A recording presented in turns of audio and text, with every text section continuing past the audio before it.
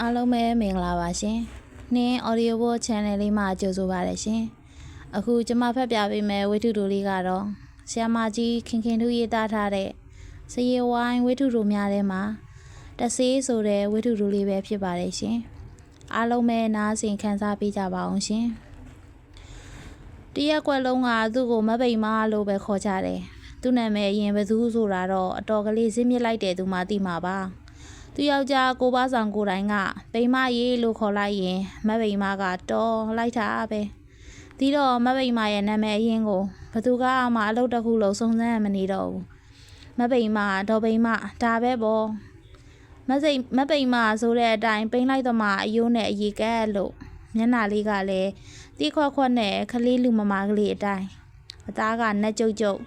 သပင်ကလိန်တိလိန်ကောင်းနေဆိုတော့ကပ်ပလီမာလို့မခေါ်ကြတာပဲတော်သေးတယ်ပြောရတော့မှာပေါ့မပိန်မအလုပ်ကနေတိုးနေပြန်ပြီးတဲ့အလုပ်ပါအရက်ထဲကခေါင်းရွက်ပြတ်ထိုးသေးတယ်အကျော်သေးစစ်လိတ်သမားအကုန်သူနဲ့ကင်းနေသူရှားတယ်ငွေရင်ထုတ်ပေးထားပြီးညနေဆောင်ရင်မပိန်မကအရက်ထဲလှည့်တောင်းတော့တာပဲငွေ100ကိုတနေ့၄ချက်နှုံပြန်သိမ်းတယ်တလားပြီးတော့အရင်100နဲ့အတိုး20နေ့စဉ်အမှန်ဆက်ရတယ်ရက်တွက်ပြတ်သွားလို့ကတော့မပိန်မှာပါဇက်တနက်ပြစ်တော့တာပဲတချို့ကလည်းအဲ့ဒီတနက်ကိုကြောက်ကြတယ်တချို့ကလည်းကြီးထွက်မလာပါဘူးကွာကြီးထွက်ယုံနေမှလို့သဘောထားကြတဲ့သူတွေလည်းရှိတယ်တချို့ကြတော့မပိန်မနဲ့တနက်ချင်းရှင်းပြစ်တယ်ဘဲရမလဲမပိန်မကိုရှင်းလို့ဘဲရပါမလဲဒီလှုပ်လာတာမပိန်မအန်သွားတော့ငိုးလောက်ကျန်တော့တာမရမချင်းတောင်းတယ်မပိန်မအိမ်ခပန်းတွေပေါ်မှာဆိုမြေပြူရွာတွေနဲ့ပြေးလို့တစောင်းမုံလာစံမိကြီး300စာယူတို့တပေါင်းလားပြေကျော်9ရက်တန်အေး900ယူတယ်တို့ခွေးပူ200မှ15ရက်ဝင်သေးတို့ဆိုတာတွေမပိန်မလွဲလို့ဘယ်သူမှမဖတ်တတ်တဲ့စာတွေပါငွေကြေးရင်မပိန်မကနောက်ထပ်ထုတ်ပေးတယ်မကြေလို့ကတော့ဝေလာဝေးမပိန်မရဲ့အရင်ကျန်တာလေးလည်းဆက်ပါမယ်နောက်ထပ်300လောက်ပေးပါတော့ဈေးရင်မပြည့်လို့ပါတော့ကျေသူမမေ့ပါဘူးအဲ့ဒီအခါမပိန်မကထမိန်နဲ့ဝင်နေတဲ့သူ့ချွေးကန်အင်ကြီးခါချီကြီးထုတ်တယ်ပြီးတပြန်ခါပြတယ်ချွေးကန်အင်ကြီးအောင်နာမှာအိမ်ထောင်ပါတယ်လေပေးစရာမရှိဘူးဆိုတဲ့သဘောပေါ့ကြောက်ခဲရင်းညစ်ထားကမှထွက်လာမလားပဲအရင်ကျွေးမကြေပဲနဲ့မပိန်မစီကနောက်ထပ်ရဖို့လွယ်တာမဟုတ်ဘူးအရင်ကျွေးကြေတဲ့သူများကြတော့လဲအဆင်ပြေလို့လေတံပျော့လေးနဲ့အေးပေါ့အေးညီတို့ငါတို့ကမရှိလို့လှုပ်စားကြရတာပါငါကိုချင်းစားပါတယ်ညီတို့ကိုပေးတဲ့ငွေကလည်းငါအလကားရထားတာမဟုတ်ဘူးအေးနဘူးကချွေချေးမကြအောင်လှုပ်စားရတာပါမပိန်မစကားကအသေးချာစဉ်းစားကြည့်တော့လဲမှန်းတယ်အရင်တုန်းကမပိန်မအလုတ်သိပ်လှုပ်ထားလှုပ်လိုက်တော့မှအဝေးငှားလျှော်တယ်ပယံကကျွေးလိုက်တယ်ရေထမ်းရောင်းတယ်ပြောင်းမှုပြုတ်ရောင်းတယ်အကြော်ရောင်းတယ်စလိတ်လိုက်တယ်ရသမျှအလုံးအကုန်လှုပ်ထားပဲလူသားပိန်နာတန်သလားမမေ့နဲ့သမဝါယမတွေစံနေပေးတော့ကဆိုသမဆိုင်ရဲ့ကိုအကူဝင်းလှုပ်ပေးတယ်စံကားကြီးရောက်လာရင်ယောက်ျားတွေနဲ့တန်းတူထမ်းဟဲပိုးဟဲလှုပ်တာစံအိတ်တွေဆွဲချတယ်ပြီးဇလားတဲ့သွန်ချလိုက်တာများသူ့လက်မောင်းအယိုးတွေကျိုးထွက်မလာတော့အောင်းမေရတယ်ဒါပေမဲ့မပိန်မကစုတ်တစ်ချက်မတတ်ဘူးမမဲပိန်နဲ့သူ့မျက်နှာသေးသေးကလေးကအစီတွေနဲ့ချွေးတွေတပေါက်ပေါက်ကြတာတောင်တုတ်ပြတာမဟုတ်ဘူးအဲ့ဒါလိုအလုပ်လုပ်ခဲ့တယ်မပိန်မပါမပိန်မမှာသားသမီး9ယောက်ရှိတယ်9ယောက်စလုံးထမင်းဝအောင်မပိန်မကဥစားအောင်ပြီးလှုပ်ကြွေးခဲ့တယ်သူယောက်ျားကိုပါဆောင်လှုပ်စာကဘာရှိမှာတော့ဘယ်တော့မှယာရုတိုးမှမဟုတ်တဲ့စက်ယုံဆောင်တယောက်သူ့လာသားကသူ့စိလိတ်ဖို့ကွန်းဖို့တော့လုံလောက်တာမဟုတ်ဘူးမပိန်မစီကလက်ပြန်တောင်းတယ်မပိန်မမှာမတတာပေမဲ့ဘယ်တတ်နိုင်မလဲယူထားမိတဲ့လင်းကိုပေးရတာပေါ့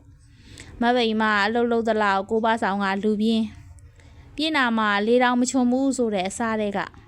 ကိုပါဆောင်ကိုချီးကျူးဖို့ကောင်းတာကမပိန်မဘာလှုပ်ဘာပြောဘယ်တော့မှဝင်းမဆွတ်ဖက်တာပဲမဆွတ်ဖက်ရဲဘူးဆိုပါတော့ဒီတော့မပိန်မတယောက်ထင်းနိုင်ကျဲတော့တာပဲကံကောင်းညင်တော့မပိန်မရဲ့သားအကြီးဆုံးမြင့်အောင်ကလိမ့်ပါတယ်မအေကိုသိတတ်တယ်သူ့အမေတသက်လုံးကပင်မအလုပ်လုပ်ခဲ့ရတာကိုတနာတယ်မအေကျေးသူကိုဆက်ချင်တယ်ဒီတော့အရက်မတော့ဖဲမရိုက်မိမမယူပဲမအေကိုလှုပ်ကြွေးတယ်မြင့်အောင်ကအရက်ထဲကတန်ကြီးကြိုးယုံမှာအလုပ်လုပ်တယ် လုံသမားဘဝကနေအခုတော့ဆရာတွေဘာတွေတောင်ဖြစ်လာပြီကိုပိုင်တန်ကြီးကြိုးယုံလေးထောင်နိုင်မှုမြင့်အောင်ကြိုးစားတယ်မဗိမာကလည်းကြိုးစားတယ်မဗိမာကြိုးစားပုံကနေတိုးနေပြန်အလုပ်လုပ်တာကိုပြောတာပါငွေ1000လောက်မှတဲ့ပြီးလှုပ်ကြည့်လိုက်တော့တွက်ချေကြိုက်လာတယ်ကြိုက်လာမှန်းသိတော့မဗိမာပိုးကြိုးစားတယ်အလေးအလွင်မရှိစေရအောင်စစ်စစ်ကုတ်ကုတ်လုပ်တယ်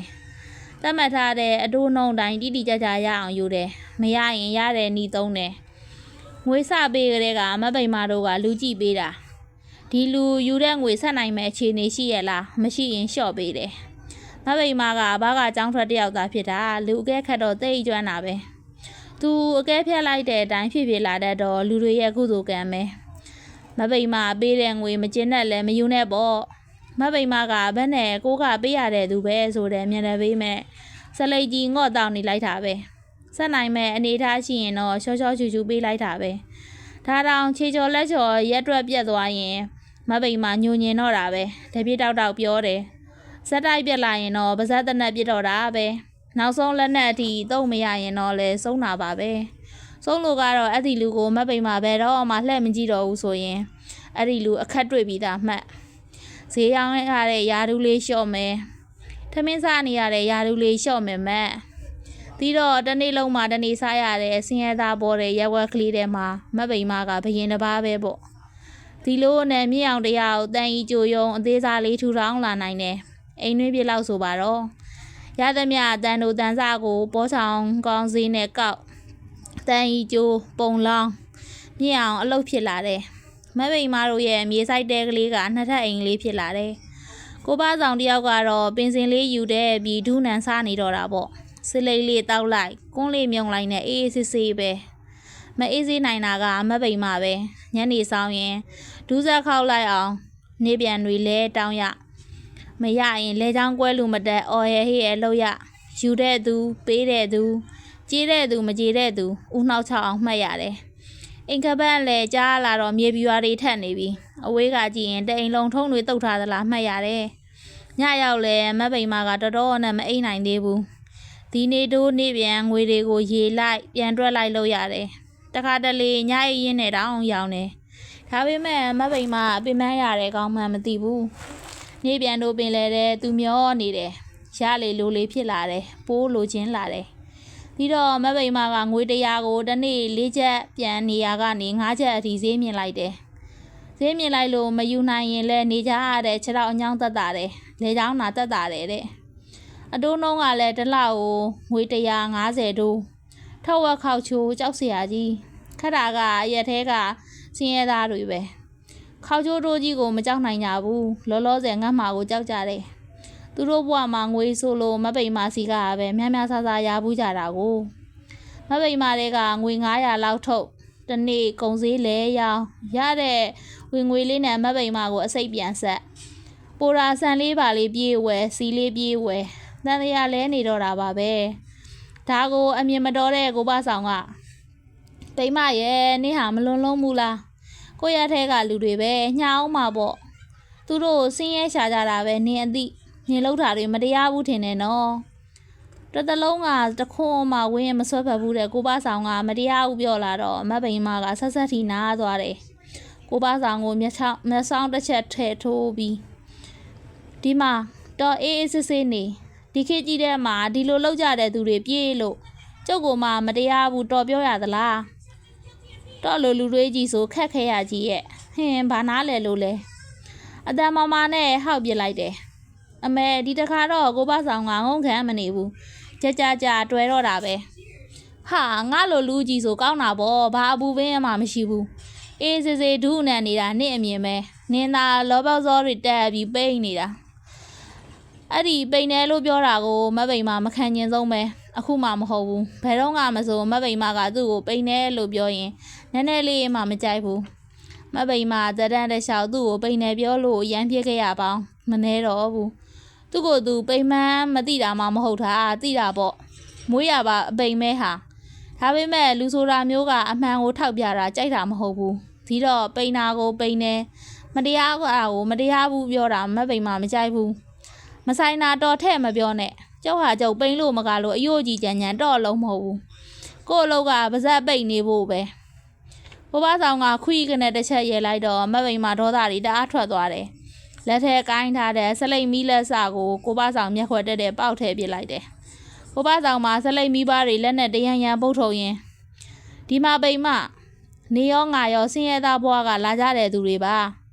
မဆင်းရဲဘူးလို့လှုပ်တာကိုမတရားဘူးလို့ငါမဆွဆွဲပါဘူးလူဆိုတာဘာပဲလှုပ်လို့တရားမှကောင်းတယ်နင်းကြက်ကြက်သတိထားသိရင်တစေဖြစ်မယ်ဟာမကိုဘဆောင်ကပြောဆိုအိမ်ထဲကထွက်သွားတော့မပိန်မှာပါဇက်အဟောင်းသားနဲ့ကြံခဲ့တယ်မပြောကြဘူးကိုဘဆောင်ကပြောလာတယ်ဆိုတော့မပိန်မှာနည်းနည်းစဉ်းစားတယ်ငါအလုပ်တွေမတရားဖိလုပ်ခဲ့တုန်းကတော့နင်မတရားမလုပ်နဲ့မပြောဘူးအခုတော့တက်တောင်တက်တာလေးနဲ့ငွေရတာကိုကြာမတရားဘူးပြောတယ်သင်မှာအကြောင်းရှိရမယ်ပေါ့လေမပိန်မှာအနှစ်20ကျော်ပေါင်းလာတဲ့လင်ပဲသူ့ကိုကော်ကလမ်ဘတ်ပြောနိုင်လောက်တဲ့တက်တီတူတွေဘဲကရလာသလဲစုံစမ်းတော့တာပေါ့ဒီမှာတင်ကိုဘဆောင်ရုံလုံးကဘွားကနေပေါ်တော့တာပဲတခြားဟုတ်ယူလားကိုဘဆောင်ကအနောက်ဆောင်ကကုံစိမ်းရောက်တဲ့မုတ်ဆိုးမတန်းတင်ကိုကြိတ်ပူနေတာကိုတန်းတင်ကမပိန်မရဲ့ဖောက်တယ်မနက်စေးညနေစေးနှစ်စေးလဲရောက်နေညာတိုင်းအိမ်ကိုလာပြီးနေပြန်ဆက်တယ်တခါတလေမပိန်မကိုမတွေ့ရင်ကိုဘဆောင်ကိုပေးသွားတတ်တယ်အဲ့ဒီတန်းတင်ကြောင့်မို့လို့မပိန်မငွေတိုးဈေးနှုန်းမြင့်လိုက်တာကိုကိုဘဆောင်သိခဲ့ရတာပါနေပါအောင်တန်းတင်တစ်နေ့ကို90လားဆက်ရတော့နေ့အတွက်ကြံရဲ့လားကြံတဲ့လောက်ပေါ်ဦးလေးရဲ့တခါတလေကြဒေါ်ပိန်မအတွက်လောက်ပဲရတယ်ကိုဘဆောင်ရင်းနဲ့အောင်သွားတယ်ဘယ်နဲ့မတရားသဖြင့်ကြီးသူများလှုပ်စာကိုခေါင်းမုံဖြတ်တဲ့အလုပ်ကြီးအတင်းတင်ဆိုတော်ရောပေါ်သူတို့ခင်ဗျာဆင်းရဲရတဲ့အထက်မပိန်မကိုလှုပ်ကြွေးနေရတယ်လို့ဖြစ်နေပြီကိုဘဆောင်စဉ်းစားရင်းကတန်းတင်ကိုကြည့်မိတယ်ငငယ်ရွယ်နဲ့မုတ်ဆိုးမဖြစ်နေရှာတဲ့တန်းတင်ရဲ့မျက်နှာကလေးကတနာစရာကောင်းနေတယ်ကလေး3ယောက်နဲ့ရုံးကန်စားတောက်နေရတဲ့မိမသားဘွားလေးကိုစာနာလာမိတယ်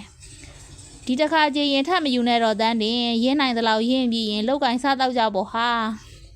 မဖြစ်ဘူးဦးလေးရဲ့ကုံစင်းနှုံးကတနေ့တက်တနေ့မြင့်တက်လာနေတာဒီငွေမြန်ကြေးမှဒေါ်ပိန်မစီကငွေထက်ရမှာဒါမှအရင်ထက်ပြီးနိုင်ပါလေအော်ဟုတ်ပါရဲ့သူတောက်နေတဲ့လက်ဖက်ကြီးတစ်ခွက်ဈေးနှုန်းအောင်တနေ့တခြားတက်နေတာစက်ယုံဆောင်ဘွားတော့ကတစ်ခွက်တစ်ချက်ရယ်စက်ယုံကတက်တာဆိုင်ကဆိုပြား60တင်နောက်တစ်ချက်ကနေ3ချက်3ချက်ကနေ5ချက်5ချက်ကနေ8ချက်ဖြစ်လာပြီတန်းတင်တို့ဝယ်ရင်းရတဲ့ကုန်စည်နှုန်းလဲဒီလိုပဲနေမှာပေါ့အေးမပိန်မှလည်းခင်မီအောင်ဒါတွေနဲ့အပြိုင်လိုက်နေတာလားမှမသိတာဘာပဲဖြစ်ဖြစ်ကိုဘဆောင်ကတန်းတင်လေးကိုသနာတယ်ဒီပုံတိုင်းဆက်သွားနေရင်သူခင်ဗျအညွတ်တက်မှာမဟုတ်ဘူးခလေး3ယောက်နဲ့ပြေးဟဲလွားဟဲလောက်ကင်စားတောက်နေရရှာတာညနာကလေးကိုနွမ်းဖက်လို့ဒီမှာတန်းတင်ငါ့ကိုတလွဲမထင်နဲ့နော်မပိန်မှလည်းမသိစေနဲ့ညင်လိုတဲ့အရင်တွေငါထုတ်ချေမယ်အတိုးလုံးဝမပေးနဲ့အိမ်ကိုလည်းလာမပေးနဲ့ငါလာယူမယ်ကြလားတန်းတင်ကတန်တော်မျက်နှာနဲ့ကိုဘဆောင်ကိုမော့ကြည့်တယ်မျက်ရည်လေးကလေးနဲ့ခေါင်းငိမ့်ပြတယ်ဒါနဲ့ပဲမပိန်မရဲ့ဖောက်တဲ့တယောက်ရော့သွားတော့တာပေါ့အစတုန်းကဒါတွေကိုမပိန်မမရိပ်မိဘူးတန်းတင်နေပြန်မလားမြူတာကိုလည်းသတိမထားမိဘူးခုတော့ကိုဘဆောင်အဟောက်ကောင်းလို့ပေါ်တော့တာပေါ့ဒီမှာကိုဘဆောင်တော်ဘာတွေလုပ်နေတယ်ဆိုတာကြုတ်သိတယ်တော့ဟာတော့ဒီရွယ်ကြီးကြမှာအရှက်မရှိလို့မုတ်ဆိုးမှာယူတခုလည်းယူကျုပ်တောက်လို့မဟုတ်ဘူးခုတော့တော်ကကျုပ်အလုပ်ကိုဝင်းဖြတ်တယ်ပေါ့လေတသက်လုံးတော့ကောင်းကျိုးပေးတဲ့လူမဟုတ်ဘူးပိန်မတယ်နော်တခြားလူမဟုတ်ဘူးမပိန်မတို့ပွဲချမ်းတော်တာပေါ့အစကတော့ကိုဘဆောင်ငိမ့်ခံနေသေးတယ်ကိုကလုံးမိတကိုဒါပေမဲ့မပိန်မဆက်လိုက်ပုံကိုကြည့်အောင်တသက်လုံးလက်ကြောမတင်းတဲ့သူကမြန်လှဲကြိုးဝင်ထမ်းကျင်သေးရဲ့တော့အမရဲ့မဲ့ကရွက်ကပြောနေတဲ့မပိန်မကိုကြည့်ရင်ကိုဘဆောင်ဒေါသတွေထွက်လာတယ်အနာပေါ်ဒုတ်ကျသွားသလိုနှားတယ်ဟုံးကနေထရက်တယ်ပြီးမပိန်မကိုတွန်းပစ်လိုက်တယ်မပိန်မတရားကိုကျမ်းမြင်မောခွေလေးပုံလဲသွားတယ်တခါမှလက်ဖျားနဲ့မတူဘူးတဲ့ကိုဘဆောင်ကတွန်းလဲလိုက်တယ်ဆိုတော့မပိန်မရင်ထဲမှာကြေကွဲဝမ်းနေသွားတယ်ဒီမှာပိန်မငါတန်းနေကိုဘလို့မှမအောင်မေဘူးကိုတူမသားချင်းအရွယ်လေးမို့တနာလို့ငွေထုတ်ချလိုက်တာအဲ့ဒါနင့်ကြောင့်နင်မတရားလုံးလုံးအားကြီးလို့သူတို့ခင်ဗျာနင်စဉ်းစားကြည့်စမ်းမပိန်မကျမ်းမြင်မောကနေလူလဲထားတယ်ကိုမမထိုင်နိုင်သေးပဲကျမ်းမြင်မောမှာပစေတူတုတ်ရဲ့လေကိုဘဆောင်ကမပိန်မကိုတစ်ချက်လှမ်းကြည့်လိုက်တယ်ခါတိုင်းလို ချက်ကောင်းစိတ်မခံပြန်မပြောပဲငြိမ်လို့ဒီတော့လဲကိုဘဆောင်ပြောရမှာရဲလာတယ်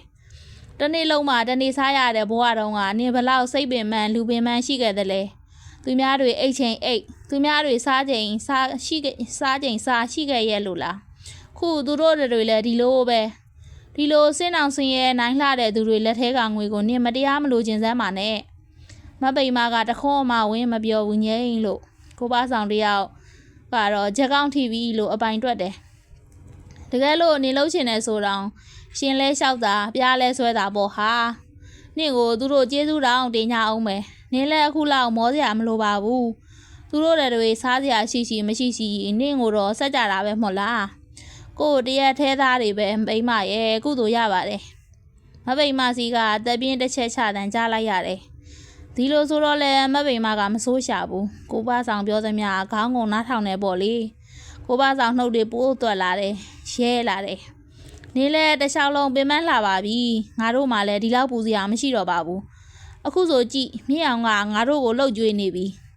တိုင်ကြိုလေးတောင်ထောင်းထားနိုင်ပြီနေနာပါတော့ဒီနေတို့နေပြန်အလုပ်ကိုငါဆက်လုပ်ပါမယ်ကိုဘဆောင်ကပြောရတော့တွန့်ပြောတာပါဇက်တိုက်ကြီးတယောက်တည်းပြောနေရတာဆိုတော့ကြောင်တောင်ကြီးဖြစ်လာတယ်ပြီးတော့ဓာတ်ဘူးတဲကရင်သွေးကိုငှဲ့တောက်လိုက်တယ်မပိမာကိုလှမ်းကြည့်လိုက်တော့မလုံးမရှက်အိမ်ထရန်ကြီးကိုစိုက်ကြည့်နေတယ်မပိမာအတွေးထဲမှာတော့ဒင်းအကြံစီကိုငါခုမှရိတ်စားမိတော့တယ်ငါကိုအပြုတ်တိုက်ပြီးငါလုပ်ငန်းအပေါ်မှာလဝက်ကြီးအုပ်ချင်တာကိုသူကတန်းနေကိုဒီလောက်ထိမဖြစ်ဘူးဒီကောင်မတန်းနေကိုငါငွေတပြားအမှထုတ်မချေတော့ဘူးသင်းကိုလည်းငွေဖြတ်တောက်ပြရမယ်ငါရှာတာငါကျွေးမွေးတာကိုအသာစားနေရလို့ကန့်တက်တာသင်းလက်ထဲတပြားအမှငွေမထည့်ဘူးမှတ်မြေအောင်ကိုလည်းအကျိုးအကြောင်းရှင်းပြပြီးငါစီးရုံရမယ်ဘယ်နဲ့တော့ဒီလောက်အဝင်ငွေကောင်းနေတဲ့အလုပ်ကြီးငါကစွန့်လို့ရမယ်လို့မပိမာကသူ့အတွင်းနဲ့သူတစ်ချက်ပြုံးလိုက်တယ်ခွက်နေတဲ့ပါးကပိုးပြီးခွက်သွားတယ်ကိုဘဆောင်ရင်ထဲမှာတော့ရင်နှွေးပူတွေစီးဝင်သွားတယ်အဲ့ဒီနောက်ပိုင်းကိုဘဆောင်တယောက်လက်ဖက်ဤဆိုင်တော့မထိုင်ရတော့ဘူးမပိမာကဓာတ်ဘူးနဲ့ကိုယ်တိုင်ဝဲပေးတယ်ကိုရင်တစ်လုံးထောင်းပေးတယ်စလိတ်အစည်းလိုက်ဝဲပေးတယ်တန်းနေခမလည်းဈေးမထွက်နိုင်တော့ဘူးအရက်ထဲကအဝတ်တွေလဲလျော်လိုက်စိတ်လိတ်ကလေးလိတ်လိုက်နဲ့ဖက်တီလိုက်လို့အရင်မဆိုင်ရတဲ့အလုပ်အကုန်လုပ်ရတော့တာပဲမပိမာတယောက်ကတော့ညနေဆောင်ရင်ခုံပနက်မီတိုတကောက်စီးပြီးအရက်ထဲလှဲတော့မဲပိန်မပိမာကိုကြည့်ရတာတစေတကောင်လိုပဲဒါပေမဲ့မပိမာကတကယ်တစေတကောင်မဟုတ်ဘူးဆိုတာလူတွေကသိကြတယ်တကယ်တစေဘယ်သူလဲဆိုတာသိကြတာပါပဲရုပ်သံမဂ္ဂဇင်းအတွဲ1အမှတ်4 1996 AB အားလုံးကိုကျေးဇူးတင်ပါတယ်ရှင်